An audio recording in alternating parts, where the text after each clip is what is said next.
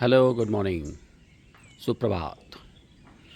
आम्ही आता पन्हाळा किल्ल्यावर, कोल्हापूरपासून जवळजवळ 25 किलोमीटर अंतरावर पन्हाळा किल्ला आहे.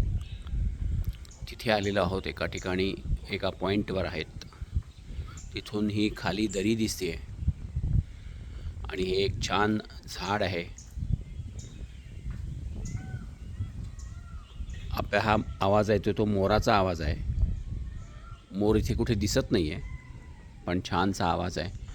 काल रात्रभर जवळजवळ पाऊस पडत होता संध्याकाळपासून, त्यामुळे इथलं वातावरण असं ओलचिंब वातावरण आहे.